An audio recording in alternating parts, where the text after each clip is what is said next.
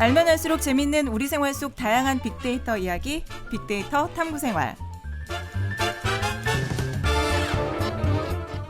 빅데이터 탐구생활 서수민 리포터와 함께합니다. 어서 오세요. 안녕하세요. 리포터 서수민입니다. 네, 반갑습니다. 오늘은 또 어떤 주제를 준비해 왔나요?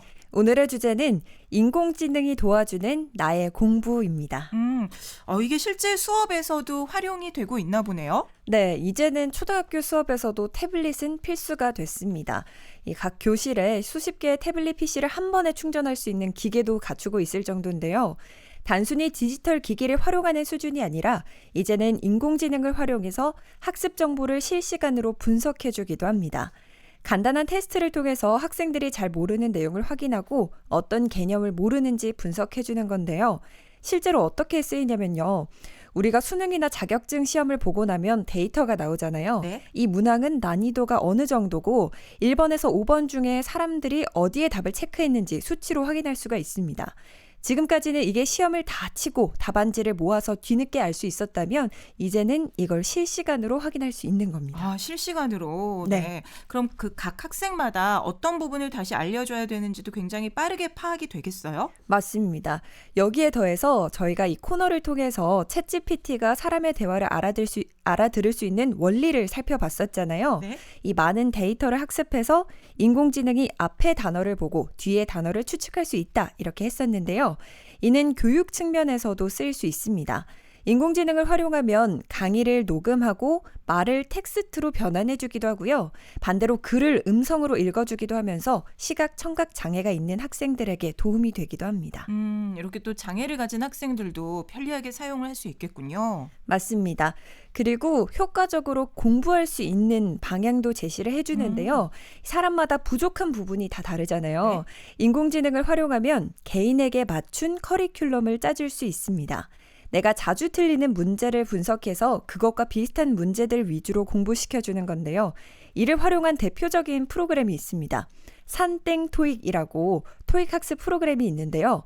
3억 건 이상의 토익 데이터를 학습해서 인공지능이 나에 맞는 문제를 출제해 줍니다. 잘 틀리는 문제를 풀고 또 풀면서 구멍을 보완해 주는 거죠. 와, 참 신기하네요. 학창 시절에 그 오답 노트라는 거 있었잖아요. 네. 네. 이게 이제 중요하다는 얘기를 많이 들었는데 자신의 부족한 점을 파악해서 보완하기 때문에 이렇게 인공지능을 활용하면 이거를 또 알아서 해준다는 거잖아요. 맞습니다. 그런데 모든 일에는 장단점이 함께 존재하잖아요. 요즘 AI 교과서 도입을 두고 두 가지 입장이 첨예하게 대립하고 있는데요. 이런 인공지능을 부분적으로 활용한 학습과 아예 교과서를 디지털화해서 인공지능을 사용하는 건 또 다른 문제라 그런 게 아닐까 싶습니다. 울산 시민분들은 인공지능 교과서를 어떻게 생각하시는지 여쭤봤는데요. 함께 듣고 오시죠. 충분히 지금 아이들이 노출이 많은 상태에서 교과서까지 그렇게 변화를 준다 하면 아이들이 노출량이 너무 많아지는 것 같기도 하고 평생 지금 사용할 건데 어린 시기부터 그렇게 노출하는 것은 바람직하지 않다고 생각합니다. 지금 초등학교 1학년인데 지금 연령에서는 바람직하지 않고 고학년이나 조금 중고등학교 되면 그런 걸 활용해서 다양한 방법으로 교육이 이루어질 수 있으니까 그런 거는 충분히 괜찮다고 생각하는데 지금 어린 나이에는 굳이 지금 시도할 필요가 있을까 많은 예산을 들여가면서 하는 의문이 생기기도 합니다. 아이들은 그런 게 좀 디지털이 좀 편하고 좀 쉽잖아요. 그러니까 책을 더 멀리하고 그래서 아예 책을 안 읽고 그렇게 될 것 같아서 저는 조금 반대하는 입장인 것 같아요. 신기한데 좀 편할 것 같아요. 왜냐하면 책 많이 안 들고 다녀야 되니까. 강의를 바로바로 찾아볼 수도 있고 다른 쌤의 설명이 없어도 그러니까 좋을 것 같아요.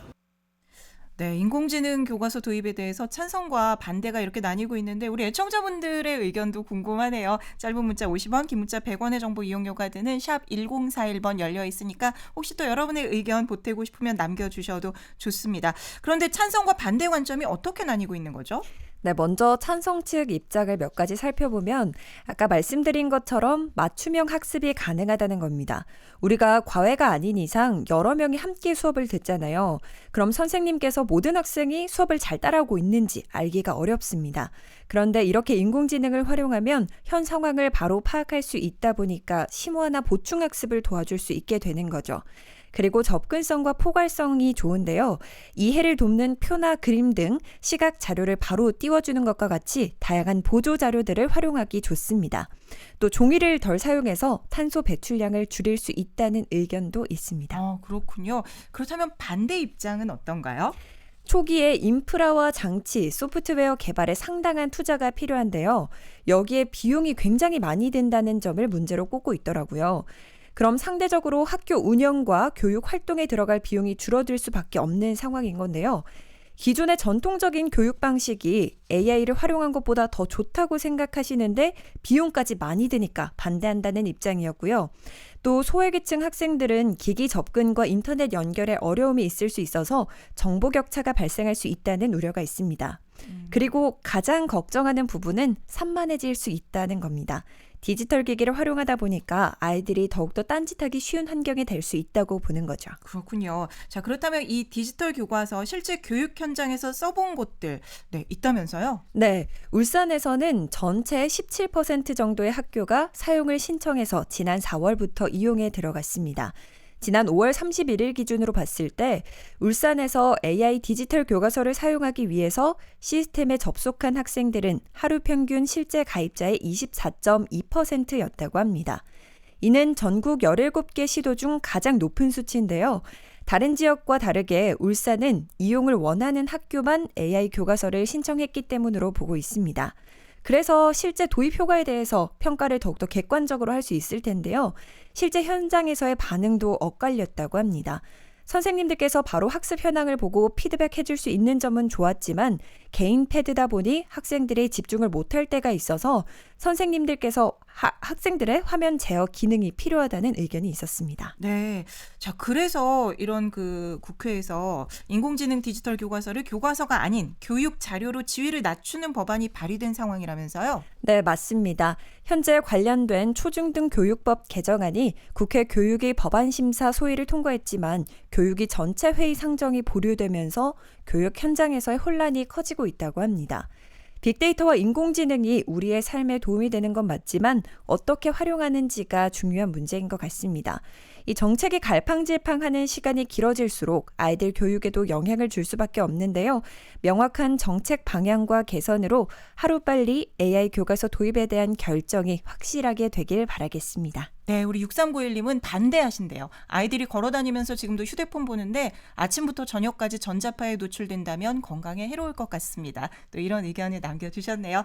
오늘 여기까지 저희 또 함께 할게요. 고맙습니다. 네, 감사합니다.